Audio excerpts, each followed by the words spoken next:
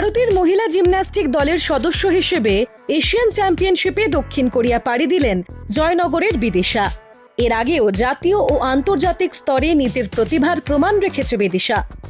দক্ষিণ ২৪ পরগনার জয়নগর মজিলপুর পুরসভার ৭ নম্বর ওয়ার্ডের বাসিন্দা বিদিশা গায়েন। তিনি পূর্ব রেলের কর্মী।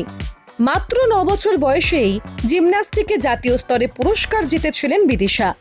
২০১৪ থেকে ২০১৮ সালের মধ্যে অনূর্ধ্ব ১৭ এবং অনূর্ধ্ব ২১ বিভাগে একাধিকবার খেলো ইন্ডিয়া গেমস ও স্কুল ন্যাশনাল চ্যাম্পিয়নশিপে সোনা জিতেছেন।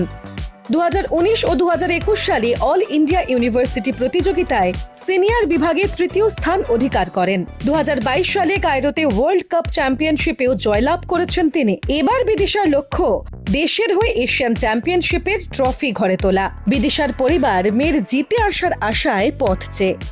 আশা করে রাখবো যে ভালো কম্পিটিশন করবে, মেডেল যাতে জিততে পারে সেটা চেষ্টা করবে, আমিও আশা রাখবো।